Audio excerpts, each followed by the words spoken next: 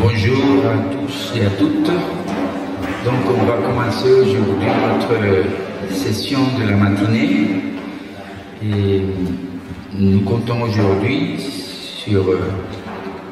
avec la participation de plusieurs conférenciers qui vont nous nourrir, nous enrichir et qui ont préparé. Mais on va commencer tout d'abord pour demander à Monsieur l'abbé Bernard Laurent de faire une petite prière, s'il vous plaît, pour mettre dans les mains de Dieu notre travail d'aujourd'hui. Merci.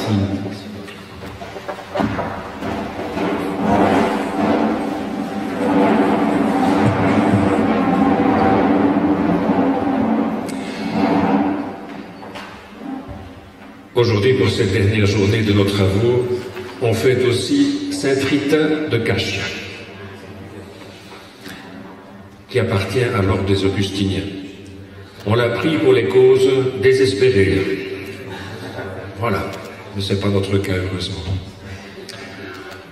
Notre Père qui es aux cieux, que ton nom soit sanctifié, que ton règne vienne, que ta volonté soit faite sur la terre comme au ciel. Donne-nous aujourd'hui notre pain de ce jour. Pardonne-nous nos offenses, comme nous pardonnons aussi à ceux qui nous ont offensés. Et ne nous laisse pas entrer en tentation, mais délivre-nous du mal. Car c'est à toi qu'appartiennent le règne, la puissance et la gloire pour les siècles des siècles. Amen.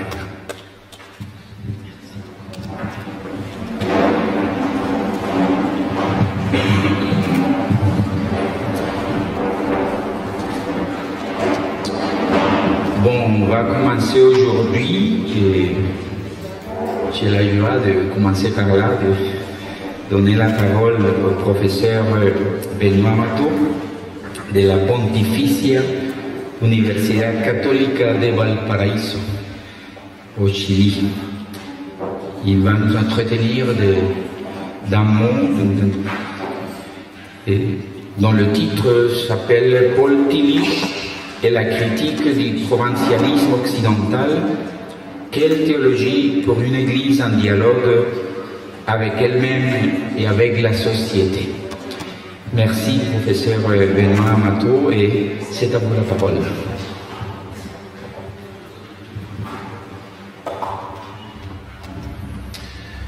Bien, merci beaucoup. Alors, Excellence, chers collègues, chers étudiants, c'est un grand plaisir et un honneur pour moi que d'être parmi vous aujourd'hui dans cette abbaye de Marezzo, qui m'est très chère depuis toujours, à l'occasion de ce colloque de théologie qui nous réunit durant ces quelques jours à l'initiative de la Fondation internationale Religion et Société et d'autres partenaires. Félicitations et merci aux organisateurs pour l'élaboration de ce colloque et un merci tout particulier à Jean-Paul pour son invitation, ainsi qu'au Père Bernard Laurent pour avoir accepté de modifier l'horaire initial de cette journée. Le titre de mon intervention était initialement « Paul Tillich et la critique du provincialisme occidental, quelle théologie pour une Église autodécentrée ?» C'est ce qui m'avait été proposé au mois d'octobre, lorsqu'on m'a proposé de participer à cette rencontre. Alors ce titre, je vais globalement le reprendre, mais en transformant l'un des termes et en inversant l'ordre de ceux-ci. Cela donnera donc Paul Tillich et la critique du provincialisme occidental, quelle Église pour une théologie décoïncidée. Concrètement, pour faire honneur à la proposition initiale, nous partirons donc de la critique tillichienne du provincialisme occidental. De quoi cette critique est-elle le nom? Disons-le d'emblée, elle est le nom d'une théologie qui s'enrichit dans le risque assumé de la rencontre avec ce qui la sort et la dépayse d'elle-même.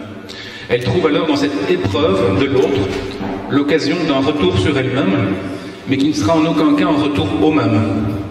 Et nous verrons dans le dernier moment comment le concept de décoïncidence, développé au cours des dernières années par le philosophe français François Julien, peut nous aider à penser ce retour, ainsi qu'une possible redynamisation de notre compréhension de l'Église. Toutefois, avant d'en arriver là, prenons les choses en amont et commençons par le commencement, Paul Tillich et la critique du provincialisme occidental. Tout d'abord, je commencerai par quelques éléments biographiques et bibliographiques sur Paul Tillich, afin de le situer pour ceux qui ne le connaîtraient pas encore.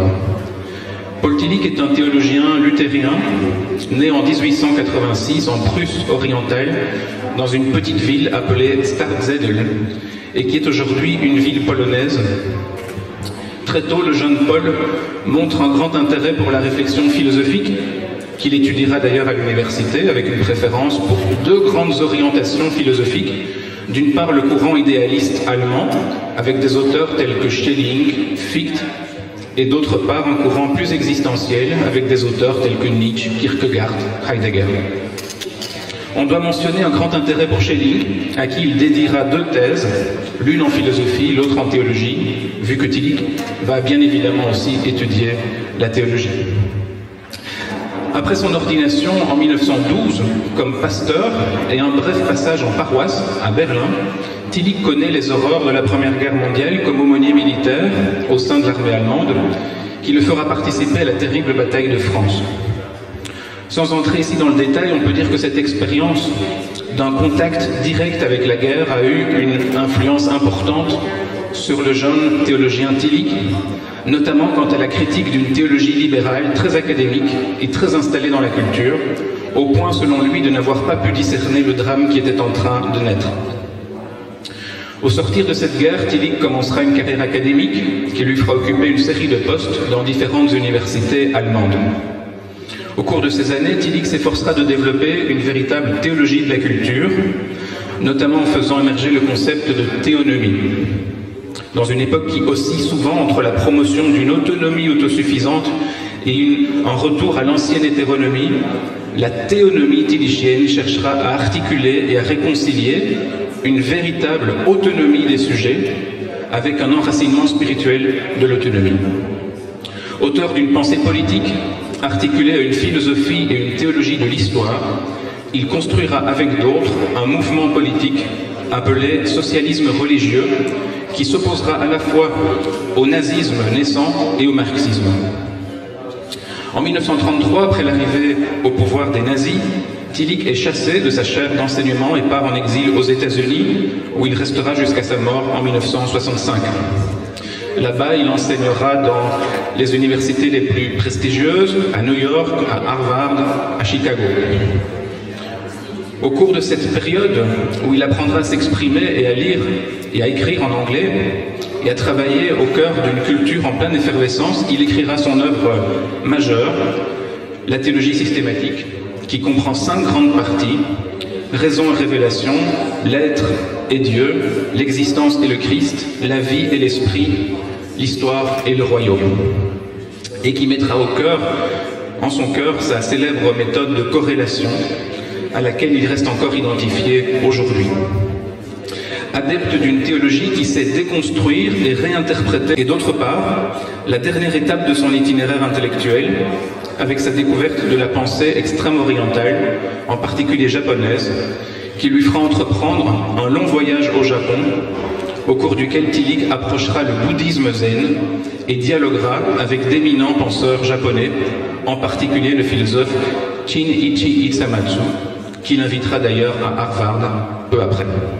Enfin, Tillich décède le 22 octobre 1965 à Chicago, au lendemain d'une ultime conférence sur l'importance de l'histoire des religions pour la théologie systématique. Alors après cette très brève contextualisation, mais qui néanmoins me paraissait nécessaire, j'en viens alors à cette expression tillichienne relative à la déprovincialisation et à ce que cela recouvre. En réalité, comme nous l'avons vu, on trouve dans l'itinéraire biographique et intellectuel de Tillich l'idée d'un double mouvement de déprovincialisation. C'est ainsi que dans certains écrits autobiographiques, notre théologien indiquera que si la rencontre avec les États-Unis, dès son exil en 1933, l'avait fait sortir du provincialisme européen, sa rencontre avec le monde extrême-oriental, dans les dernières années de sa vie, l'aura fait sortir du provincialisme occidental. On peut être frappé par cette expression de provincialisme, dont on sent qu'elle charrie une connotation légèrement péjorative.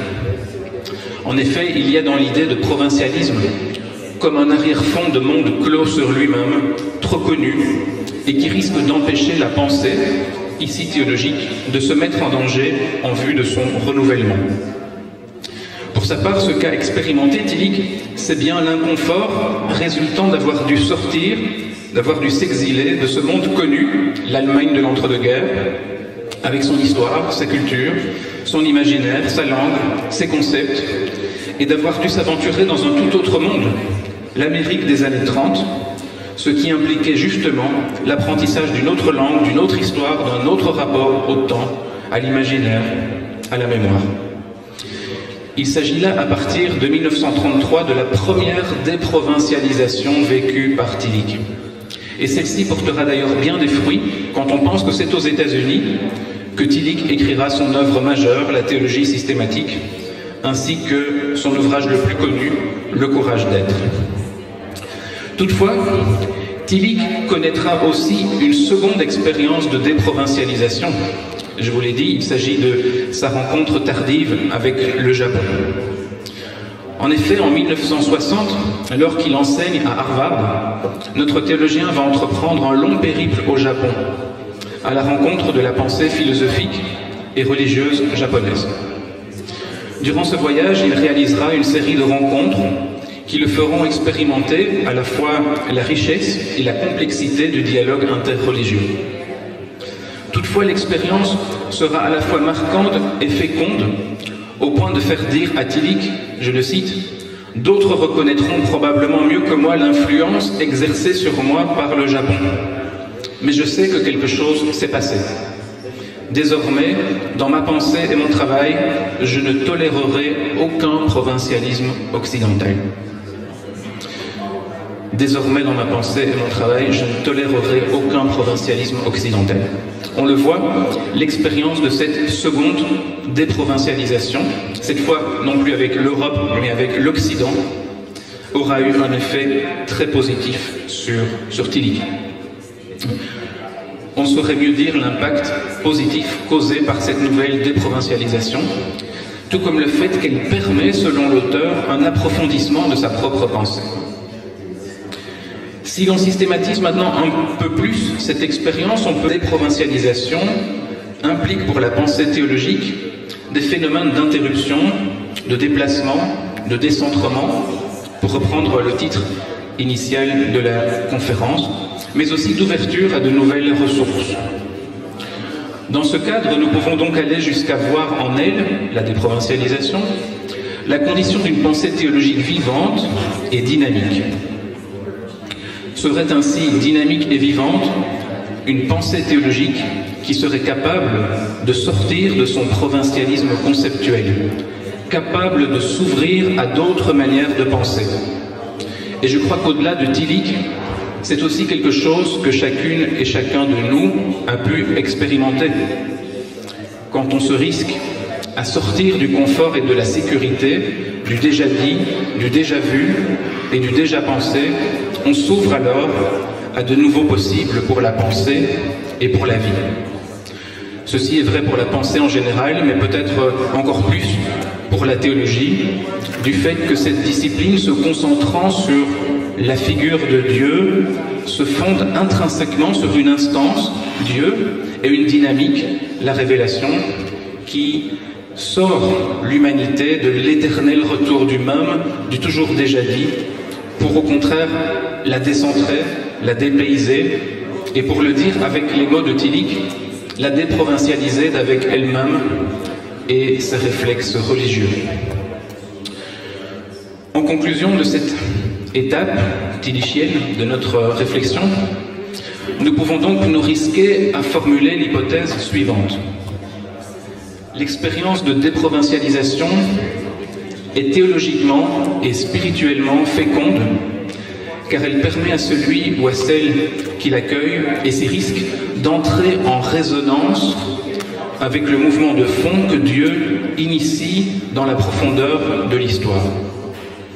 Un mouvement de fond que la théologie se donne précisément pour mission d'étudier, de sonder, en cherchant à comprendre la logique de ce Dieu si particulier qui ne nous conforte pas dans la possession d'un savoir, mais qui au contraire nous déconcerte, nous dépayse et nous décentre, pour reprendre le titre qui m'avait été assigné, en rouvrant au cœur de nos vies souvent figées, engourdies, de nouveaux possibles de vie et d'existence. Je me permets d'insister sur ce point. Pratiquer la théologie, c'est traquer le théologal au cœur du monde. Je reprends cette expression au théologien québécois Marc Dumas.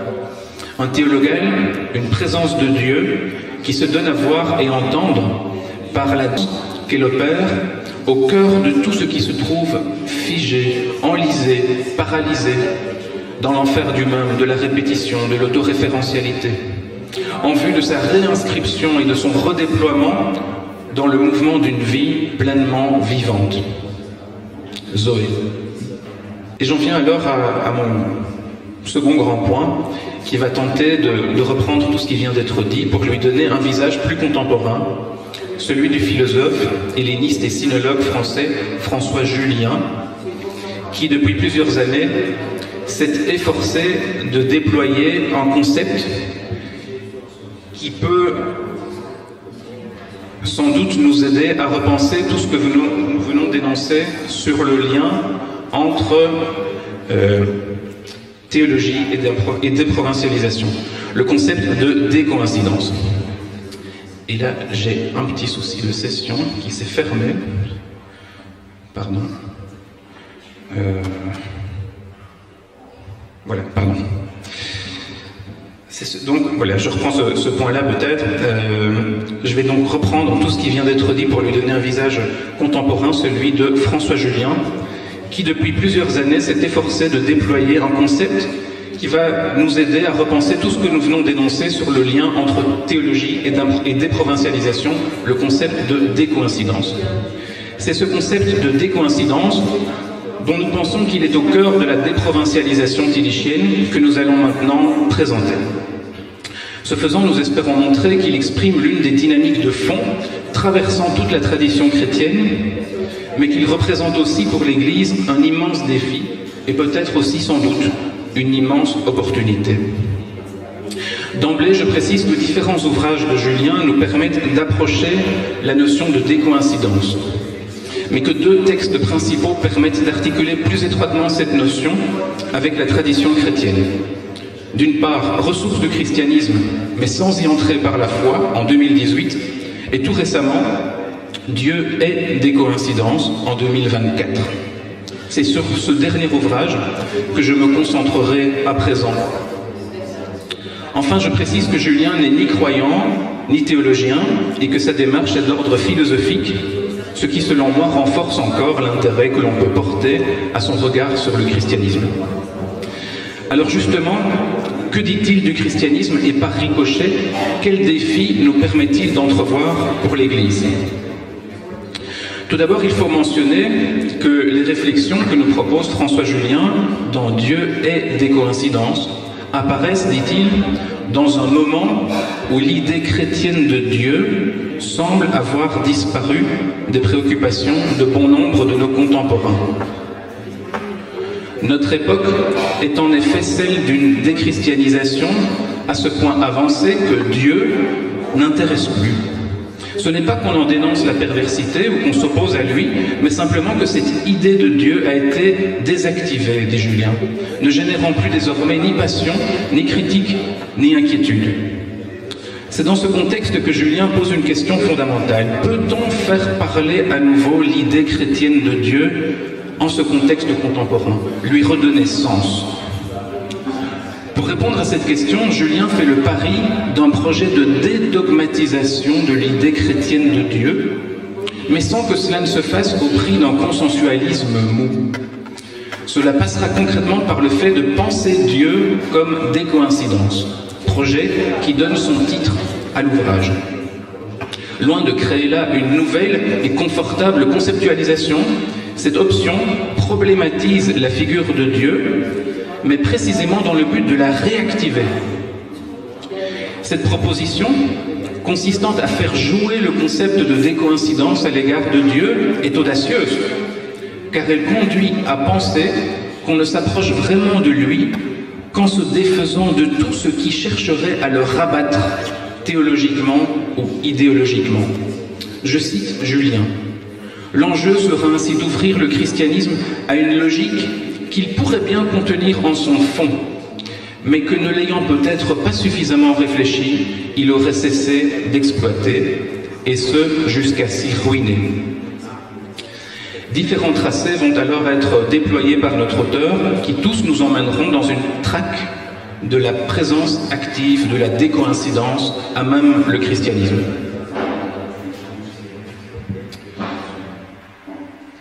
L'un de ces tracés nous conduit à problématiser l'idée de Dieu en la pensant comme la fissure, qui vient réactiver ce qui s'étant enlisé dans sa propre positivité, s'est en fait stérilisé. Cela touche bien sûr le registre de l'existence croyante, mais cela a aussi, me semble-t-il, des répercussions cruciales sur une certaine manière de concevoir le travail théologique. En effet, comme la défense et l'auto-justification d'un positionnement dogmatique, coïncident, la théologie serait dès lors appelée à quitter ce blocage pour ouvrir un écart vis-à-vis de cette adéquation qui s'est sclérosée, qui ne vit plus.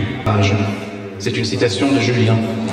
En fissurer ce qui s'y est durci en carapace, muré en opacité. Autant dire qu'il faut défaire ce en quoi cette coïncidence, adéquate comme elle est, a d'elle-même enfermé et bloqué. Autrement dit-il, en décoïncidé. Mais ô combien justifié, tant elle nous rapproche de ce qui constitue sans doute le plus beau défi du travail théologique, penser Dieu, en déployer l'idée, mais en le laissant être Dieu, c'est-à-dire en renonçant à notre prétention à le faire cadrer, à le faire coïncider avec les qualités et les caractéristiques qu'on lui attribue traditionnellement. Ce qui nous entraîne davantage, reconnaissons-le, dans l'intranquillité, d'un vertige, le mot est aussi de Julien, ce qui nous entraîne davantage dans un vertige que dans l'élaboration d'une religion positive. Comme le résume fort bien notre philosophe, je le cite encore, se dit en Dieu le mouvement ou l'élan, le processus incessant, qui doit être toujours en train de défaire ce qu'on est néanmoins humainement nécessairement en train de faire quand on pense Dieu, ne cessant ainsi de désenliser de tout enlisement confortable en Dieu, de destériliser ce qui se stérilise en nous de lui. Ce qui fait Dieu, justifie Dieu, est donc d'abord de fissurer toute coïncidence qui établirait son règne. Fin de la citation. On le sent, c'est bien un souffle de vie qui anime ce dérangement premier qu'opère Dieu. Non seulement pour lui, mais avant tout pour nous-mêmes. En effet, dit Julien, je ne vis effectivement qu'autant que j'ouvre un écart vis-à-vis de ce que j'ai déjà vécu et qui se fige en être. C'est seulement à ce prix que je peux, décoïncident de ce que ma vie a forgé d'ornière, sédimenté en caractère, rouvrir dans ma vie des possibles et vivre. Or, cette réouverture des possibles,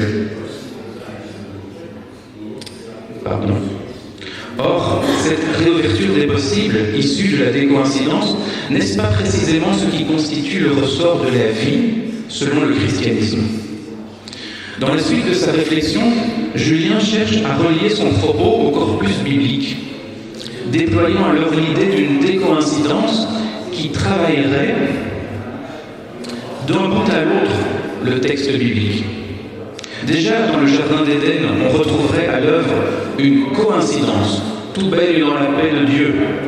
Une coïncidence qui devait être fissurée du dedans même de la situation afin que s'ouvrent de nouveaux possibles, à savoir une créature devenue sujet et le début de l'histoire humaine.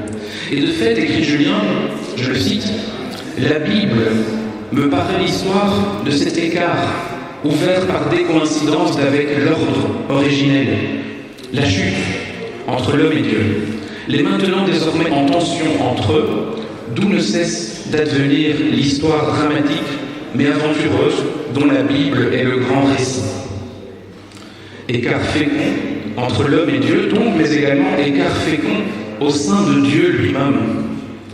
Lui qui, éternel décoïncident avec lui-même, en homme mourant si honteusement sur la croix, c'est-à-dire décoïncident avec son statut de Dieu, reste en tension de Dieu ou ne cesse de s'activer en Dieu.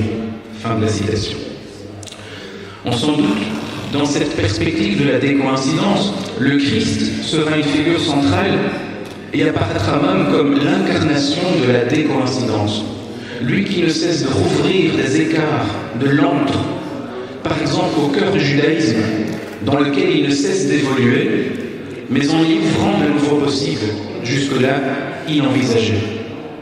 Comme l'écrit Julien, je le cite, c'est par décoïncidence avec la tradition judaïque, dans ce qu'elle a alors d'entériné et par suite de bloqué, qu'il ouvre, ce faisant, au travers de ce cheminement dissident, de tels possibles inouïs. Julien insistera beaucoup sur cette figure du Christ à travers une réflexion déployant ce qu'il appellera une pédagogie de la décoïncidence. Cette expression signifie que Jésus instruit aussi à la décoïncidence et par décoïncidence. C'est en effet bien elle qui est au cœur de son enseignement. Et là je cite Julien, car qu'est-ce qu'enseigne Jésus si ce n'est à décoïncider de la conception coïncidente de la vie, et cela pour pouvoir ouvrir en elle une toute autre possibilité de vie, pour pouvoir enfin autrement vivre. Dans son ouvrage, Julien ne cesse donc de creuser l'hypothèse selon laquelle le propre de la décoïncidence est, en fissurant la coïncidence, de rouvrir des possibles, et d'abord dans la vie. Ces possibles, chez Jean, ont clairement à voir avec un inouï, c'est-à-dire avec un radicalement nouveau. S'inscrivant dans cette logique joannique, Julien affirmera quelque chose de décisif. Je le cite encore. La ressource du christianisme est de croire qu'un radicalement nouveau, jamais encore entendu, soit possible. D'oser concevoir ce possible qu'est vivre sans plus poser de restrictions ni de conditions. Or, insiste Julien, ce radicalement nouveau n'est possible que par décoïncidence. Il faut ce travail de la décoïncidence décalant de tout ce qui s'est installé dans son adéquation, sans satisfait et si sclérose. Toutefois, pourrons-nous seulement l'entendre? Si nous ne le pouvons pas, cet inouï sera directement pensé comme simple folie. N'est-ce pas d'ailleurs le sort logiquement réservé à l'inouï? Il arrive pourtant que l'on puisse parfois entendre ce type de possible, et précisément à travers ce qui ne s'entend pas. Concluant sa réflexion sur les recoïncidences possibles, notamment pour l'Église, Julien pointera l'étendue des défis à assumer. De fait, l'Église ne semble, selon lui, pas vraiment l'amie de la décoïncidence. Je cite Julien. On objectera que c'est bien néanmoins sur la coïncidence de son dogme que l'Église a dû se bâtir, de demeurer inébranlable et de traverser les siècles. De fait, si l'Évangile est décoïncident, l'Église, quant à elle, a recoïncidé. Elle a même surcoïncidé. Plus l'Évangile a ouvert d'écart avec la pensée installée, plus son message est paradoxal et scandaleux, la folie de la croix, plus aussi l'Église a bétonné, en revanche, à coup d'exclusion, de condamnation au cours des siècles, son catéchisme. La théologie n'a-t-elle pas si souvent servi à déminer et trahir la décoïncidence que Dieu a opérée en inquiétant l'existence? Et un peu plus loin, je termine la citation, en devenant l'objet d'une adhérence qui se généralise et même se prétend universelle et donc ne se questionne plus, il est fatal que le message de l'Église ne soit plus du coup qu'idéologique. La situation de l'Église sera-t-elle d'ailleurs sans issue? Je cite Julien de nouveau, l'Église pourra-t-elle décoïncider d'elle-même? Pourra-t-elle rouvrir de l'écart vis-à-vis d'elle-même pour décoller, se décaler de ce qui la fige, fissurer la chape d'adéquation idéologique dans laquelle elle s'est bloquée et se remettre elle-même en chantier? Il ne saurait s'agir seulement de s'adapter, comme il est si facile de le dire, pour s'accorder aux évolutions des mœurs et de la société. S'adapter, dit Julien, reste conformiste, n'engage pas une initiative et ne change rien ou si peu à l'ensemble des adéquations installées qui figent et paralysent.